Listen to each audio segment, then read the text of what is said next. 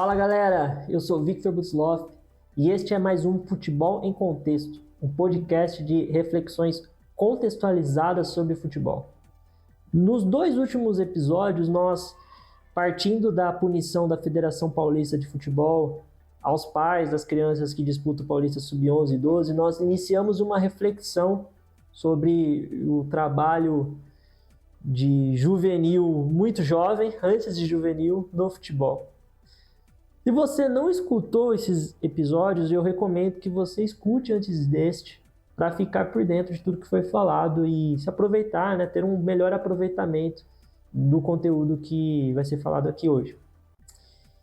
Então, no episódio anterior, finalizamos com uma pergunta: se existiria uma forma de promover futebol para crianças com jogos, competições, sem esmagar a infância no processo.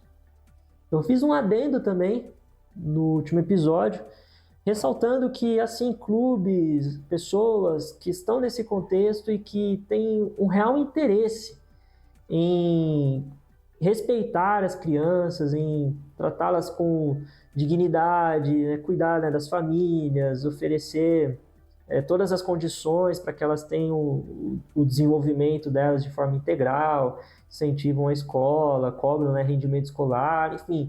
Tem várias iniciativas aí que minimizam muito os impactos nesse contexto. Mas, de um modo geral, o sistema ele é bruto. Ele é bruto e ele tem promovido a profissionalização precoce, tem promovido muitos crimes.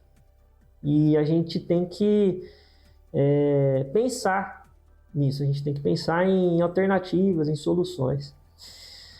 Agora, solução, né? Essa é uma palavra boa, porque a gente apontou um problema.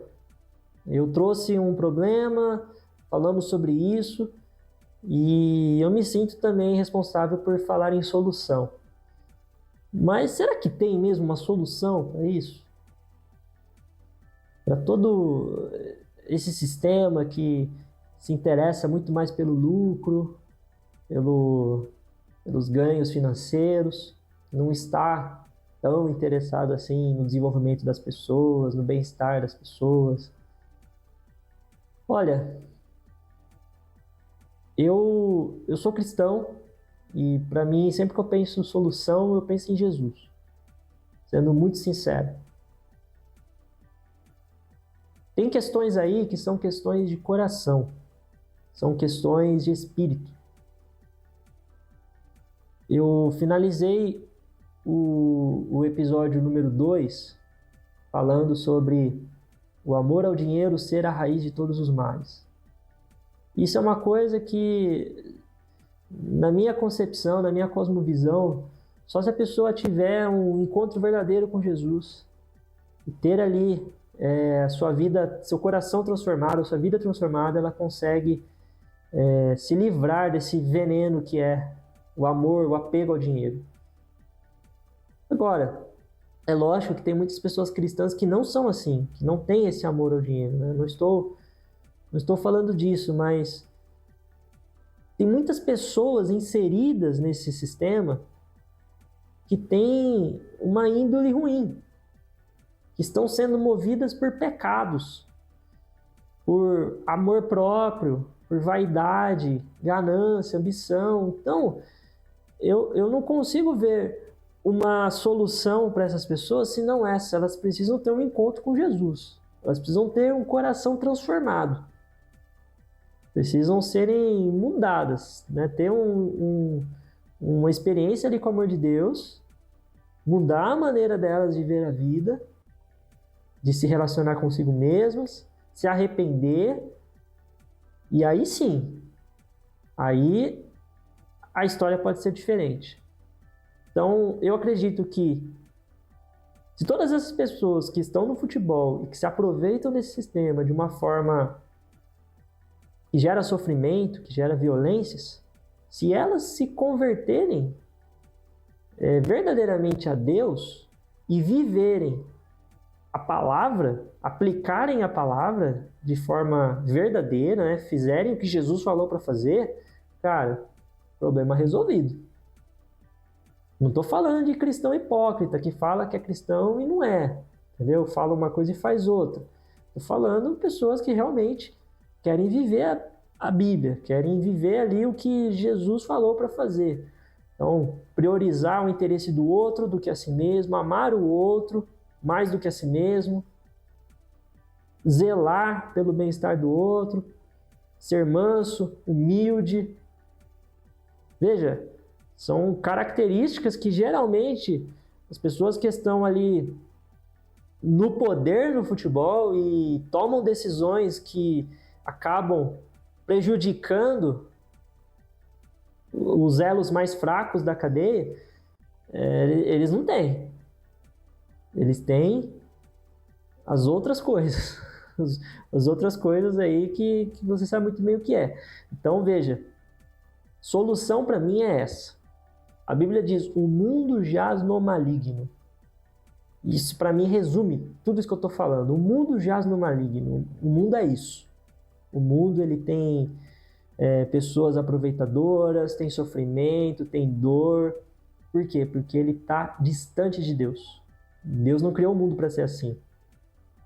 Mas a humanidade, rejeitando Deus, permitiu que o mundo entrasse nessa condição. E o futebol é a mesma coisa. O futebol faz parte do mundo. Então, por falar em solução, é essa.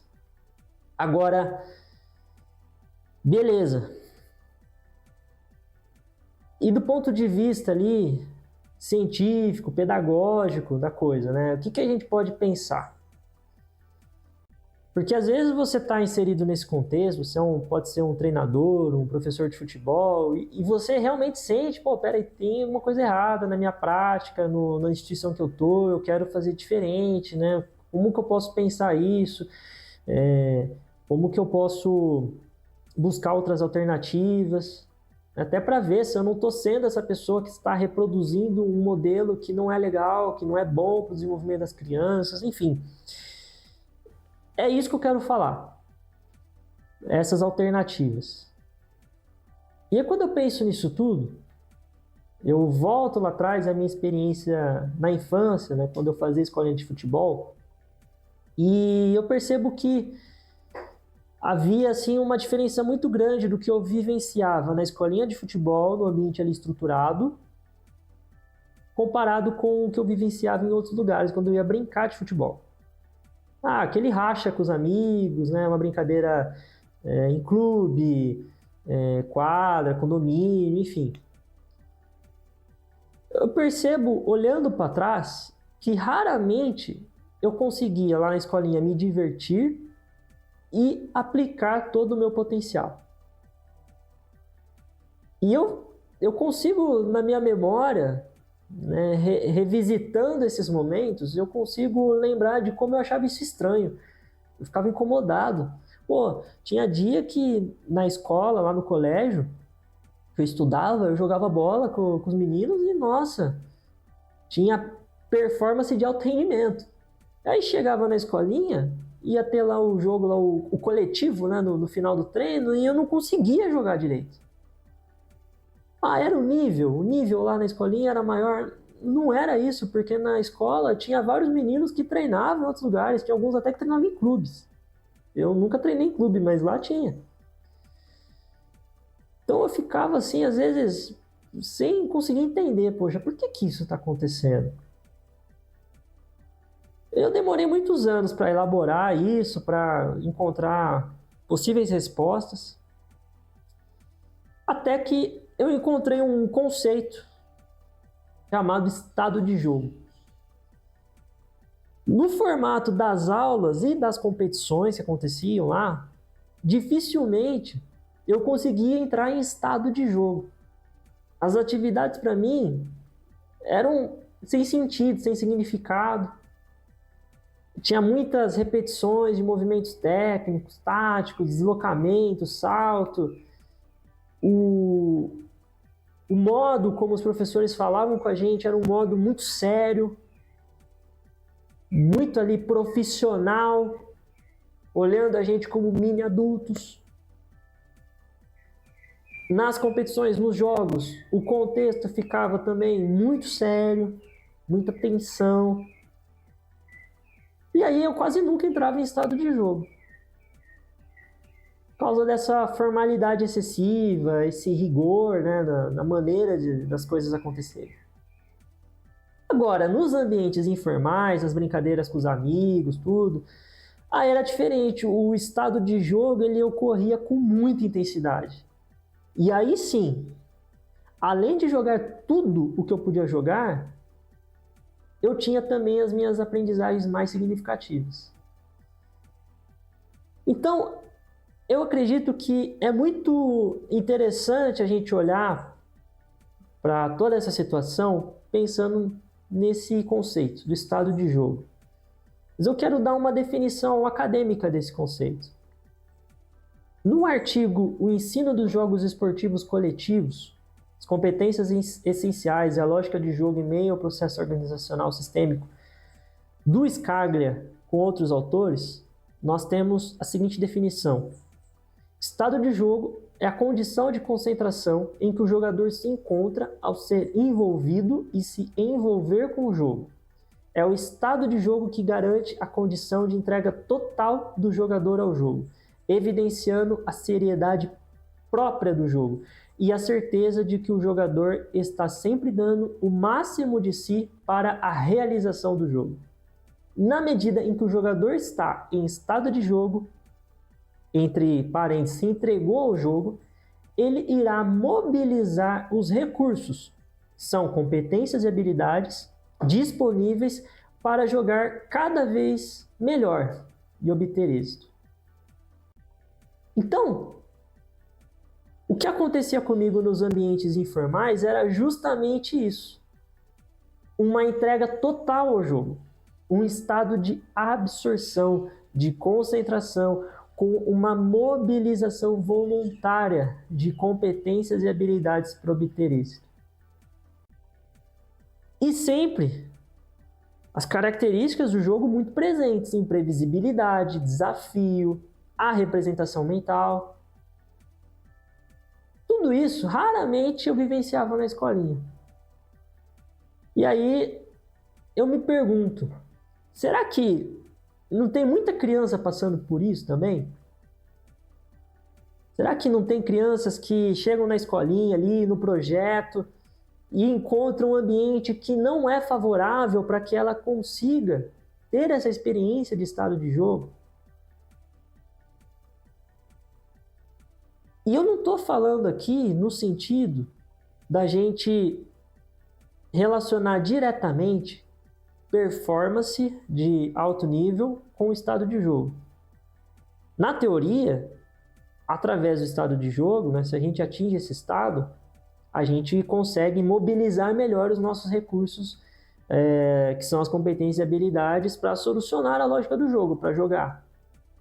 Mas eu acredito também que, em muitos casos, é possível atingir o que a gente chama de alta performance sem estar no estado de jogo.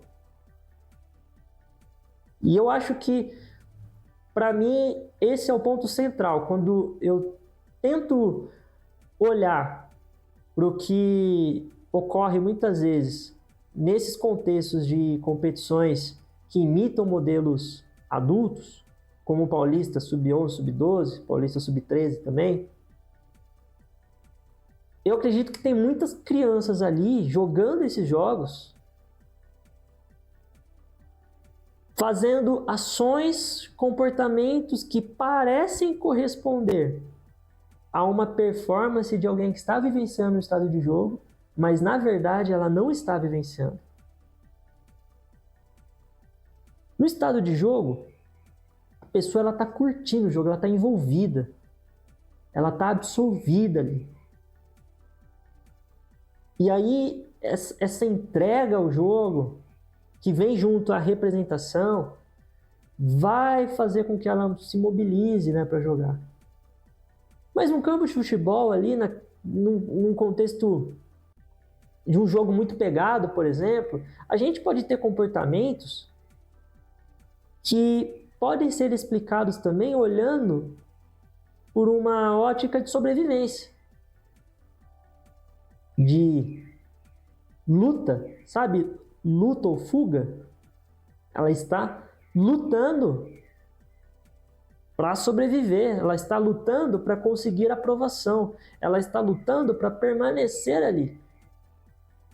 E aí que eu começo a ficar intrigado quando eu paro para pensar nesse conceito, né, nessa problemática, porque eu já vi, por exemplo, em escolinhas, crianças muito novas sendo incentivadas a jogar com muita raiva.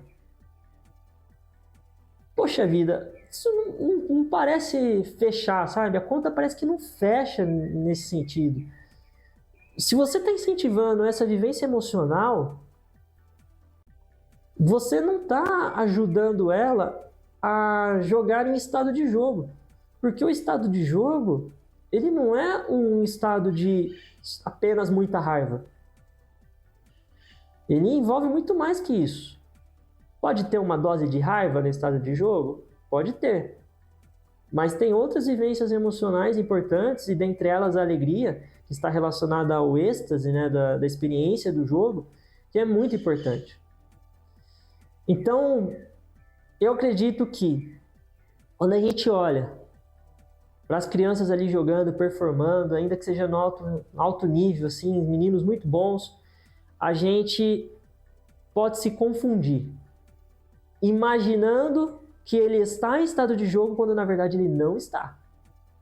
Por que ele não está? Por causa disso que eu falei, o ambiente, o contexto, toda a pressão em volta, toda a carga emocional, que é muito alta, na maioria das vezes, não adaptada para o nível da criança, não favorece que ela esteja em estado de jogo.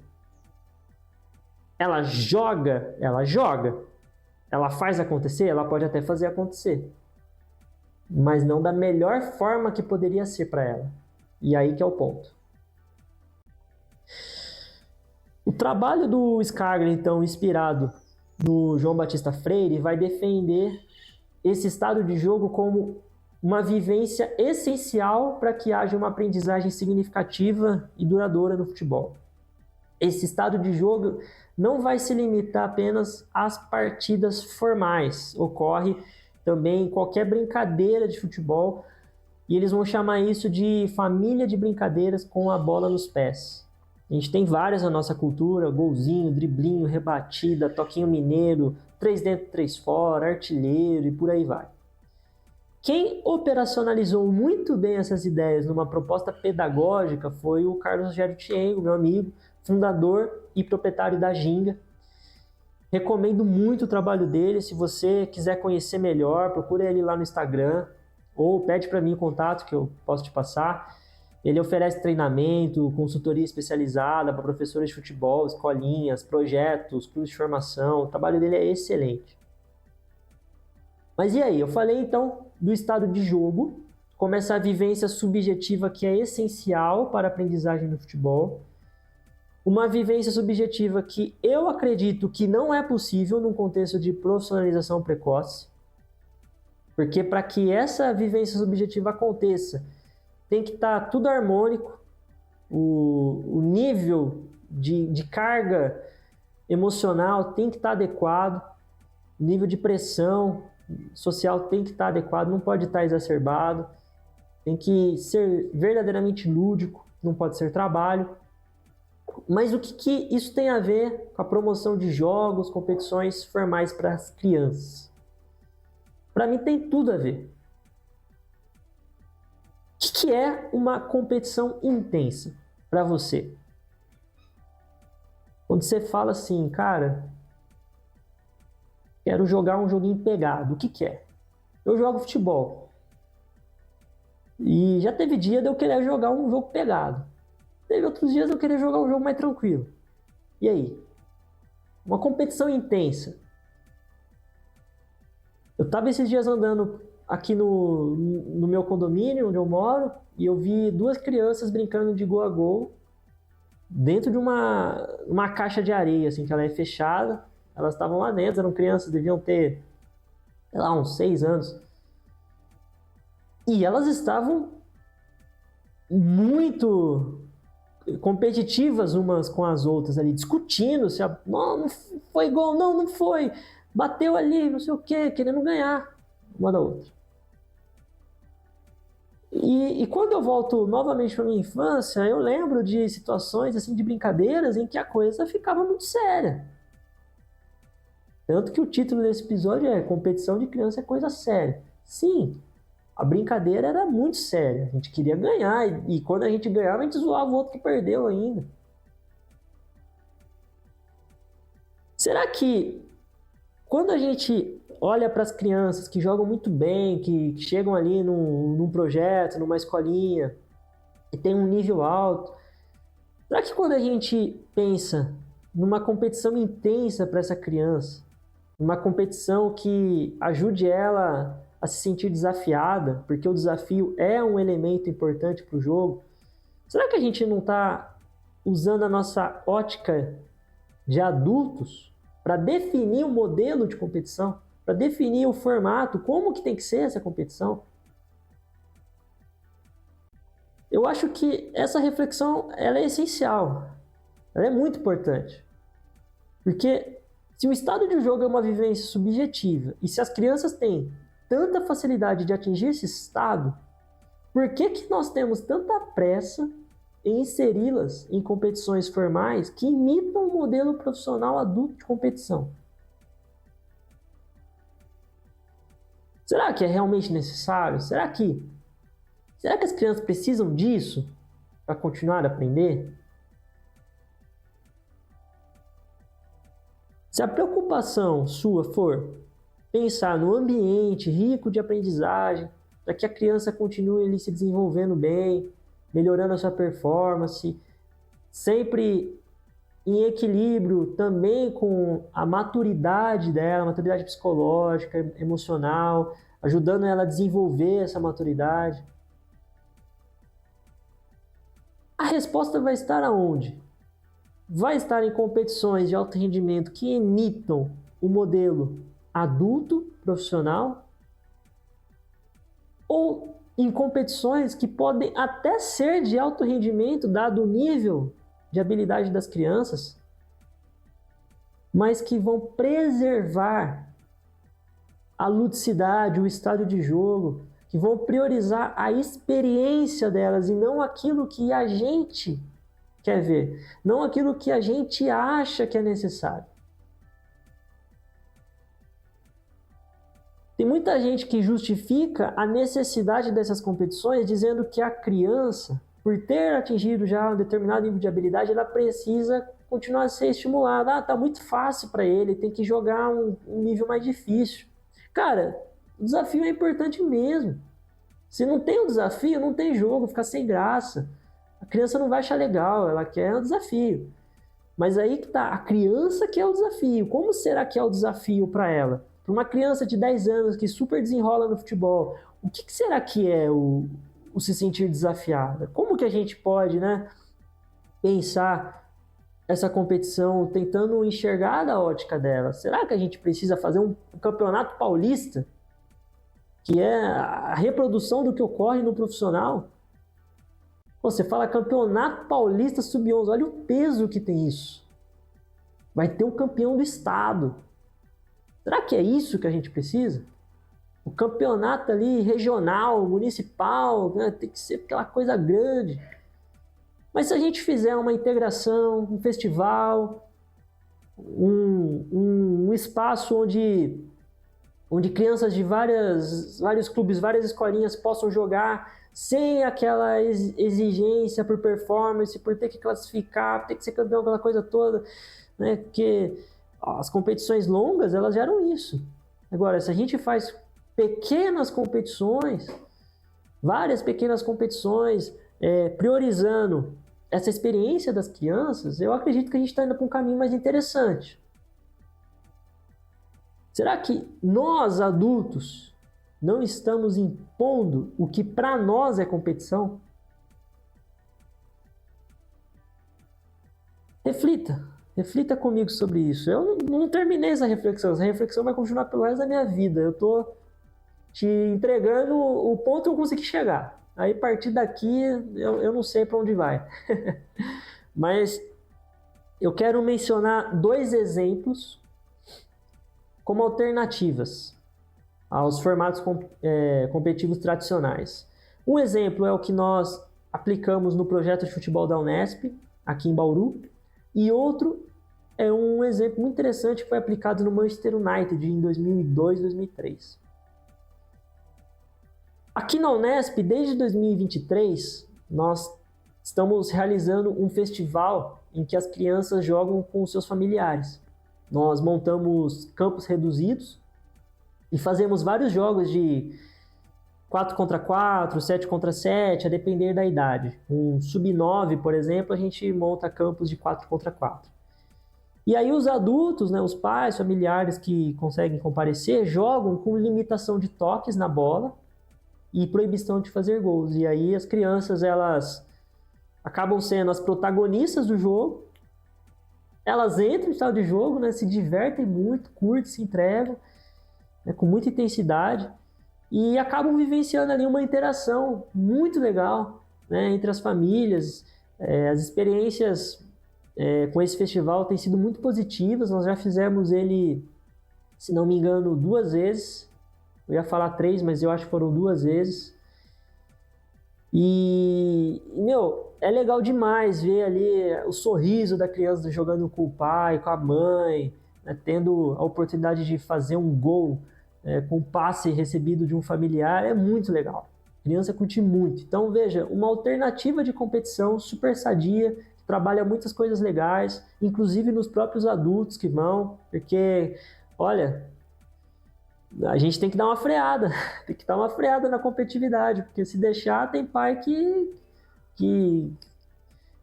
pensa que está disputando o Paulista.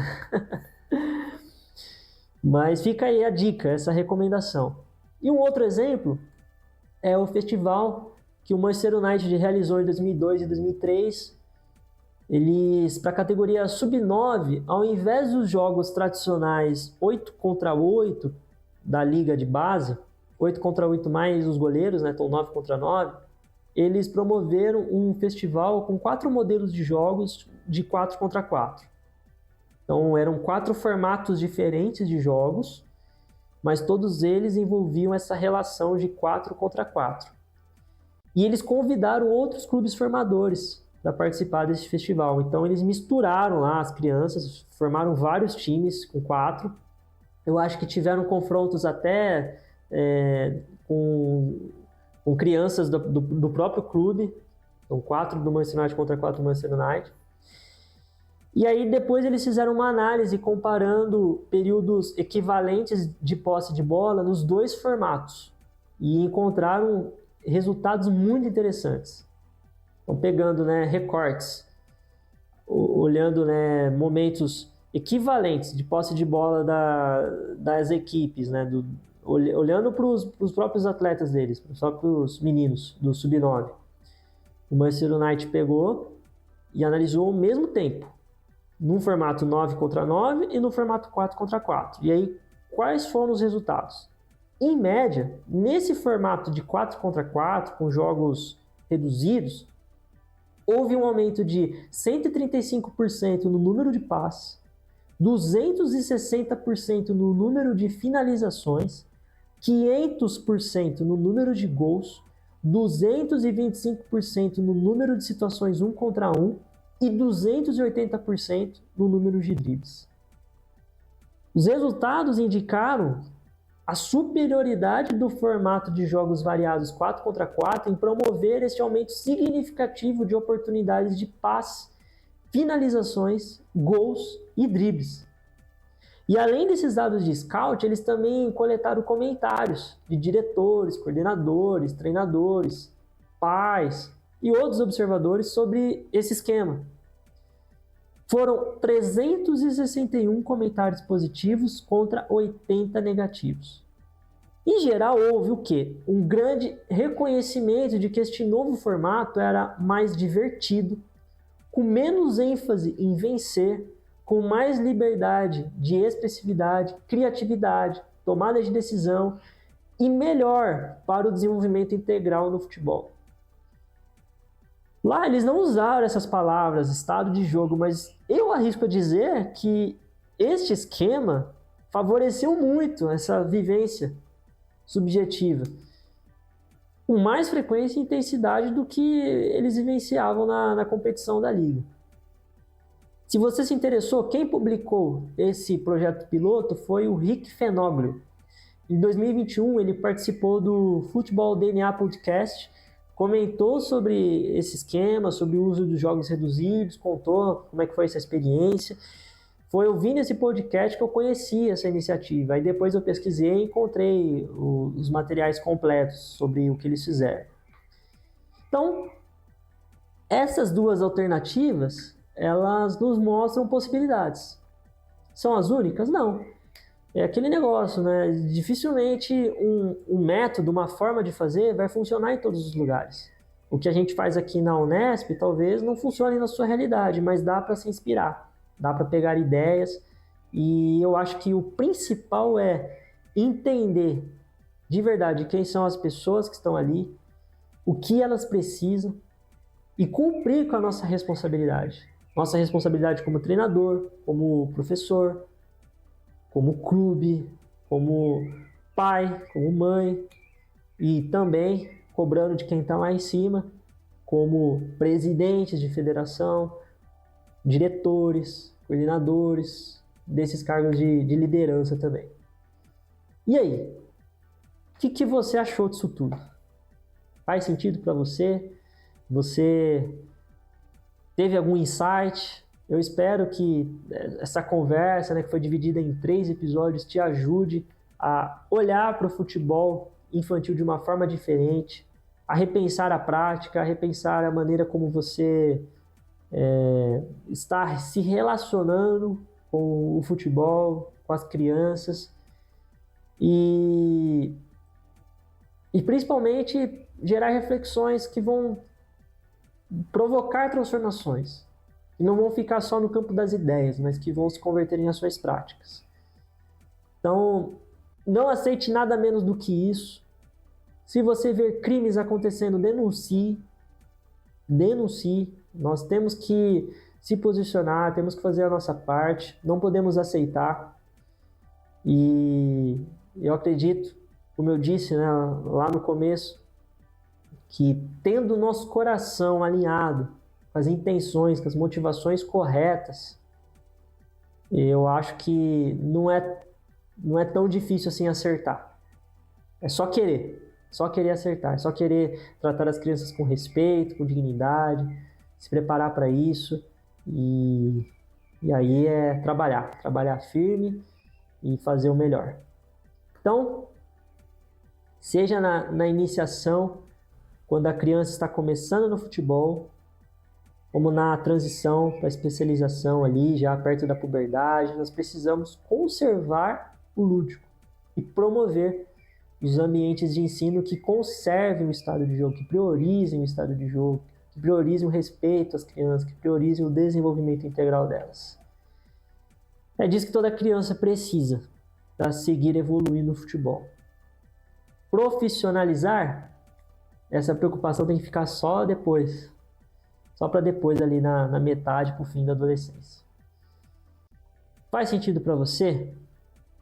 Pois conta para mim, por favor, me dá um feedback sobre tudo isso. Eu quero muito ouvir seu comentário, ler seu comentário sobre esse assunto. E agora, nos acréscimos, a reflexão bíblica, eu quero contar brevemente, né, quando eu comecei, primeira vez ali na posição de professor de futebol, responsável por uma turma, eu senti um temor muito grande, porque eu não sabia o que fazer.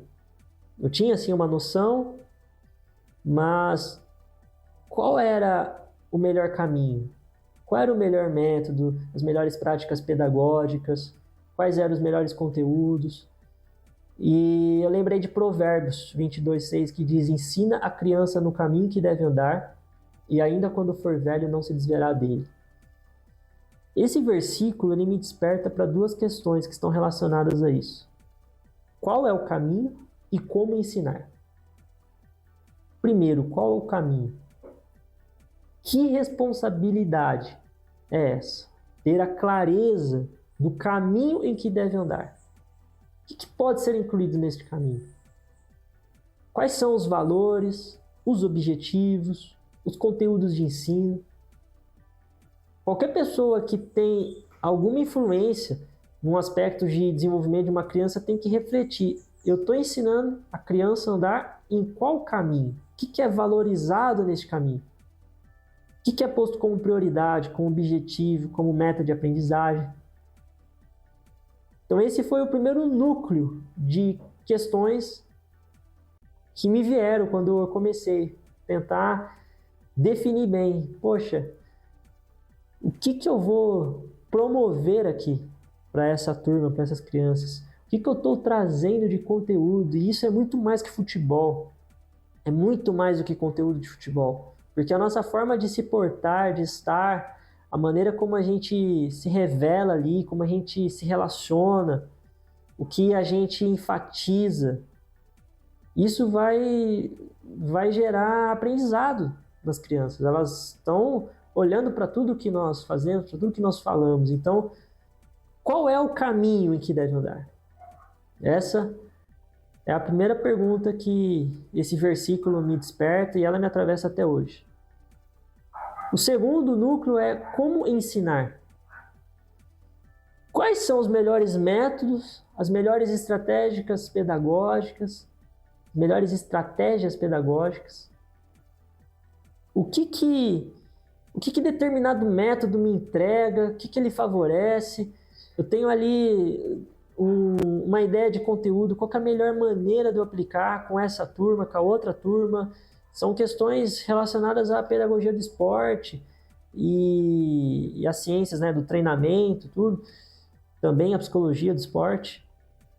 Como fazer? Como eu posso ser efetivo nesse processo? Essa questão acho que está muito relacionada à excelência do trabalho, porque a gente pode estar com um caminho em mente muito legal, muito top ali, íntegro, cheio de valores positivos, competências sociais, mas estar utilizando processos, estratégias pedagógicas que não favorecem isso. E aí, esse questionamento me levou o quê? Aí atrás de estudo, né? Procurar artigo, conversar com pessoas, procurar referências, experiências de outros, para que servisse para mim também como inspiração, porque não tem como, né, a gente ter todas as respostas. Tem respostas que a gente vai ficar a vida procurando, mas existem respostas para muitas perguntas. Tem muitas perguntas sem respostas? Tem, mas também existem muitas perguntas que já foram respondidas. E aí eu quero chamar a atenção nesse ponto, está relacionado à parte do versículo, né? Ensina.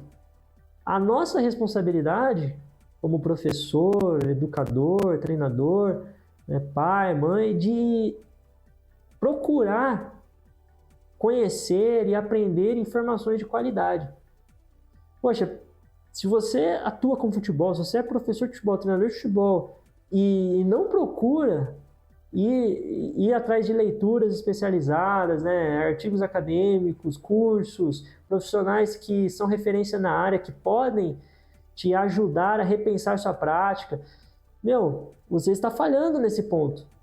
Você fica estagnado ali e não desenvolve o seu ensinar. Então, não basta somente ter clareza no caminho, eu tenho que também desenvolver o meu ensinar. E até para o caminho, esse ponto é importante, porque quando a gente vai atrás de informações de qualidade, a gente começa a repensar algumas coisas também que nós estamos priorizando. Eu falei no caminho como objetivos, conteúdos, né, valores, e isso também pode ser influenciado por essa busca de conhecimento, de inspiração, de referência. Então, ensina a criança no caminho que deve andar, e ainda quando for velho, não se desviará dele. O que nós fazemos numa prática pedagógica com crianças, elas levam para o resto da vida. Olha que responsabilidade grande que nós temos. É isso que a Bíblia está dizendo aqui. Nós precisamos ter clareza do nosso papel e responsabilidade de ensinar, ter clareza do caminho em que a criança deve andar, o que a gente vai pôr ali como prioridade, como orientação, como norte para ela, de valores, objetivos, conteúdos, comportamentos, jeito de ser, de estar. E aí, quando ela for mais velha, ela vai se lembrar, ela vai carregar com ela tudo isso. Então, pessoal, essa é a reflexão de hoje. Espero também que você tenha gostado. E é isso.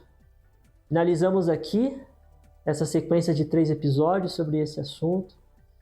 E, por favor, não deixe de me dar o seu feedback. Se você gostou, se você não gostou, comenta. Se você puder, compartilha. Se você achou esse conteúdo interessante, manda para as pessoas que têm, crianças, no futebol, professores de futebol, treinadores de futebol, pessoas que possam se interessar por esse assunto, para que, de algum modo, elas também recebam essa contribuição, tá? E vamos juntos. Espero você no próximo Futebol em Contexto. E lembre-se, nós somos mais do que vencedores por meio daquele que nos amou, Jesus. Nele, você já venceu. Um abraço e até o próximo. Falou!